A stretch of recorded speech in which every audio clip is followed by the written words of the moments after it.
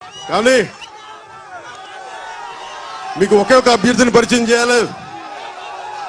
మీకు అందరిని పరిచయం చేశాను, ఒకే ఒక అభ్యర్థిని పరిచయం చేయలేదు మీకు. ఆ అభ్యర్థి కొంచెం మీ అందరికి ఎంతవరకు తెలుసో నాకు తెలియదు, కానీ కొంచెం మీకు గుర్తిస్తారు నేను అనుకుంటున్నాను. ఆ అభ్యర్థిని కొంచెం బలంగా మీరు ఆయనకు ఎంతో సహకరించండి.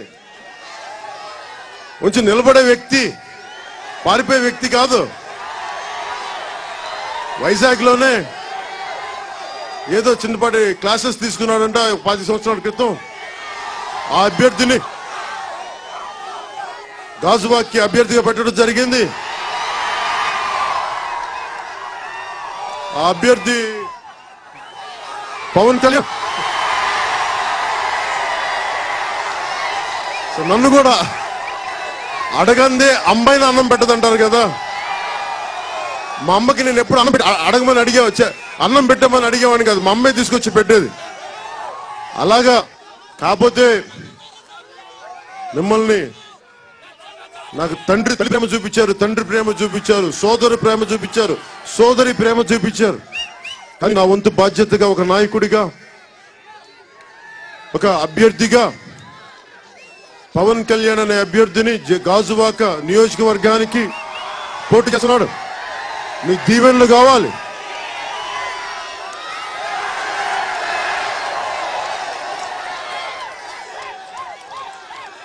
పవన్ కళ్యాణ్ అనే వ్యక్తి గాజువాకే ఏం చేస్తాడు? ఇది నా లాస్ట్ మీటింగ్ కాదమ్మా, ఫస్ట్ మీటింగ్. గాజువాకి నేను ఏం చేస్తాననేది అగలే మీటింగ్ మే బాత్ కరేంగే. ఇంకా మిగతా మీటింగ్స్కి వెళ్ళాలి, నేను అన్నదండలుగా ఉంటాను. మీకు నేను ఉన్నాను. మీ ఇంట్లో వాడు ఒకడు ఎమ్మెల్యే అవుతున్నాడు. వాడు ఎలాంటి ఎమ్మెల్యే అంటే తెలుసు కదా, ఎలాంటి ఎమ్మెల్యే అవుతాడు. ఆంధ్రప్రదేశ్ అసెంబ్లీ మన చేతిలోకి రావాలి. ఎవరెవరో ముఖ్యమంత్రులు అయ్యారు, వేల కోట్లు ముఖ్యమంత్రులు కొడుకులు ముఖ్యమంత్రులు అయ్యారు. ముఖ్యమంత్రి అల్లుళ్ళు ముఖ్యమంత్రులు అయ్యారు. ముఖ్యమంత్రులు కొడుకులు ముఖ్యమంత్రులు అవ్వాలని ఊళ్ళు ఊరుతున్నారు. ఒక సామాన్యుడు, ఒక చిన్నపాటి కానిస్టేబుల్ కొడుకు,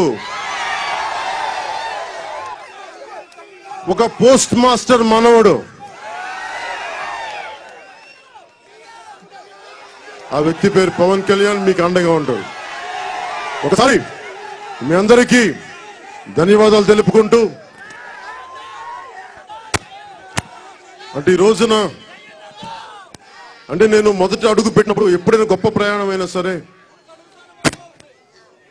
దాని చెప్ప మా వాళ్ళకి నేను అంటే నేను మీకు ఎంత అర్థమవుతుందని చెప్తాను. నేను ఒక్క అడుగు అంటే ఎంత ప్రయాణం అయినా ఒక్క అడుగుతాం కింద నుంచి వస్తాను, నేను చెప్పకర్లా. నన్ను అంత అర్థం చేసుకున్నాను తమ్ముళ్ళు. ఆ ఒక్క అడుగు మొదలు పెట్టినప్పుడు నాకు ఎవరు లేరు, నా దగ్గర ఒక్కళ్ళు లేరు. ఈ రోజున నా పక్కన ఎలాంటి వాళ్ళు వచ్చారో మీరు చూశారు. రాజకీయాలు కావాల్సింది వేల కోట్లు కాదు, రౌడీలు కాదు, కిరాయి మోకలు కాదు, నడిచే కొండెత్తు గుండె ధైర్యం ఉన్నాడు ఎవరైనా రాజకీయాల్లోకి రావచ్చు. అది మేము చేసి చూపిస్తున్నాం. మిమ్మల్ని ఎలా ఎదుర్కొంటాం, వేల కోట్లు ఉన్న వాళ్ళు ఎలా ఎదుర్కొంటాం అంటే గుండె ధైర్యం ఎదుర్కొంటామా? ఏం కావాలి దానికి? ఎవడో మాట్లాడతాడు. ఒక వ్యక్తి మీద, ఒక నిజాయితీ పరుడైన అధికారి మీద సాక్షాత్తు కేంద్ర ప్రభుత్వం అడ్డగోలుగా ఆయనని ఇబ్బంది పెట్టి 400 మంది సిఎస్ఎఫ్ ఫోర్స్ ని పెడితే మెత్తగా ఉంటాడు ఆయన మనిషి. గుండె ఇంత గట్టిగా ఉంటుందని చెప్పి తమిళనాడులో చీఫ్ సెక్రటరీగా జయలలిత గారి దగ్గర పనిచేసిన వ్యక్తి శ్రీ రామ్మోహన్ రావు గారు. నేను ఆయన వస్తానికి ఎక్స్పెక్ట్ చేయలే. ఆయన ఒకటే చెప్పారు, నీలాంటి నాయకుడు దేశానికి అవసరం, నీలాంటి నాయకుడు ప్రజలకు అవసరం, నీలాంటి నాయకుడు సమాజానికి అవసరం. అలాంటి వ్యక్తి కోసం నేను ఇబ్బందులు పడైనా పర్లేదు కానీ నేను మీకు అండగా ఉంటానని తెలియజేసుకుని ఈరోజు వచ్చి స్వయాన ఆయన నా చేత రిటర్నింగ్ ఆఫీసర్లు కూర్చొని అన్ని మొత్తం జాగ్రత్తగా చూసి నా చేత నామినేషన్ ఇచ్చినందుకు మనస్ఫూర్తిగా రామ్మోహన్ రావు గారికి మేమందరం మీకు రుణపడి ఉన్నాం సార్. అలాగే బహుజన్ సమాజ్ పార్టీ వచ్చింది ఎవరు? బాబు ఇటమ్మా. బహుజన్ బిఎస్పీ నుంచి వచ్చింది ఎవరు?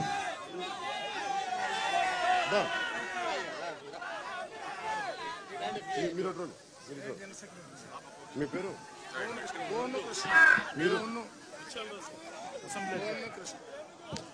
బహుజన్ సమాజ్ పార్టీ నుంచి గోవింద్ కృష్ణారావు గారు, ముత్యాలరావు గారు. ఎందుకు బహుజన్ సమాజ్ పార్టీకి నేను ఊహించలా.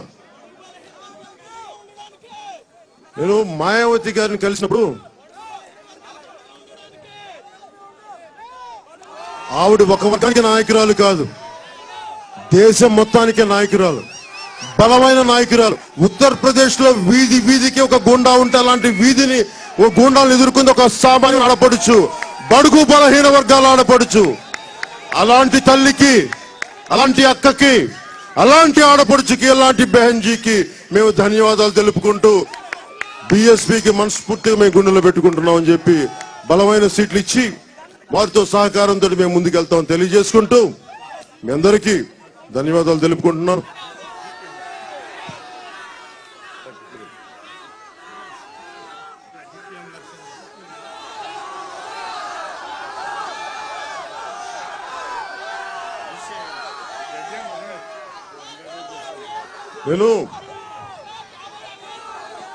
నేను మోస్తే మీ కష్టాలను మోస్తాను, మీ చొక్కాలు మోస్తాను, మీ శ్రమను మోస్తాను. కానీ నేను ఒకే ఒక పెద్ద మనిషి చొక్కా మోసాను. మీ కష్టాలను మోయడానికి సిద్ధంగా ఉన్నాను. కానీ ఒక మనిషి, ఒకే ఒక వ్యక్తి కష్టాలను మోసాను. ఒకసారి మేము సిపిఎం మధు గారి చొక్కాని మొత్తం చెమట తడిచిపోయింది. ఆయన చొక్కాని తీసుకుని పక్కన నడిచాను. ఎందుకంటే నాకు ఆయన అంటే అంత ఇష్టం, అంత ప్రేమ. ఈ వయసులో కూడా పోరాటం చేసేవాడు. అలాంటి పోరాట యోధులు అణువణువున సిపిఎం లో ఉంటారు. సిపిఎం ఎలాంటి బలమైన పార్టీ. ఈ రోజు వరకు అందరూ స్థలాలు తీసుకున్నారు, కానీ సిపిఎం పార్టీ ఇప్పుడు స్థలాలు తీసుకోవాలి. సిపిఎం ఎమ్మెల్యే ఎవరు స్థలాలు తీసుకోవాలి. అలాంటి సిపిఎం భావానికి నేను గౌరవిస్తూ శ్రీ నరసింహారావు గారిని మనస్ఫూర్తిగా మీకు జనసేన పార్టీ తరఫున మీకు ధన్యవాదాలు తెలుపుకుంటున్నాను. రాజా గారికి, మిగతా తదితర నాయకులందరికీ ధన్యవాదాలు తెలుపుకుంటున్నాను. అలాగే పేరు పేరున ప్రతి ఒక్కరికి ధన్యవాదాలు తెలుపుకుంటూ జనసేన మేనిఫెస్టో రైతులకి ఏం చేయబోతుంది, యువతకి ఏం చేయబోతుంది, గజువాక్ ఏం చేయబోతుంది అని ప్రత్యేకించి మీ అందరికీ నెక్స్ట్ సభలో మీకు తెలియజేసుకుంటూ ఇంత అపూర్వమైన అవకాశాన్ని ఇచ్చిన మీ అన్నదమ్ములందరికీ, ఆడపడుచులందరికీ, అక్క చెల్లెలందరికీ ధన్యవాదాలు తెలుపుకుంటూ వైజాగ్ ని కాలుష్య కోరల నుంచి, కబ్జా కోరల నుంచి, మాఫియా కోరల నుంచి ఉపాధి, వ్యవసాయ అవకాశాలు మెరుగుపరిచేలాగా, వలసలు ఆగేలాగా మీకు అండగా ఉంటానని తెలియజేసుకుంటూ, అలాగే ముఖ్యంగా గాజువాకకు సంబంధించి ఉపాధి అవకాశాలు బలంగా ఉండేలాగా స్టీల్ ప్లాంట్ భూములు కోల్పోయిన నిర్వాసితులకి మేము అండగా ఉంటామని తెలియజేసుకుంటాను. ఆ రోజు స్టీల్ ప్లాంట్ నిర్వాసితులు మీరు త్యాగాలు చేశారు, మీరు భూములు ఇచ్చారు. ఈ రోజున విశాఖ ఉక్కు ఆంధ్రుల హక్కు అయింది, కానీ మీ హక్కు కోల్పోయి ఆంధ్రుల హక్కు చేశారు. అలాంటి హక్కులు కోల్పోయిన రైతాంగానికి, కుటుంబానికి ఎమ్మెల్యే గారు నేను ఏమి లేకపోతే ఇంత చేశాను. ఎమ్మెల్యేగా వచ్చినప్పుడు ఎవరు మీకు న్యాయం జరగబోతుంటే ఎవరు అడ్డం వస్తారో నేను చూస్తాను. ఒకసారి మీ అందరికీ ధన్యవాదాలు తెలుపుకుంటూ మళ్ళీ అనేక సభల్లో మాట్లాడుతాను. గాజువాక కూడా మళ్ళీ చాలాసార్లు రావాల్సి ఉంటుంది వైజాగ్కి. మీ అందరికీ ధన్యవాదాలు తెలుపుకుంటూ పేరు పేరున హృదయపూర్వక కృతజ్ఞతలు తెలియజేసుకుంటూ సెలవు తీసుకున్నాను. జై హింద్.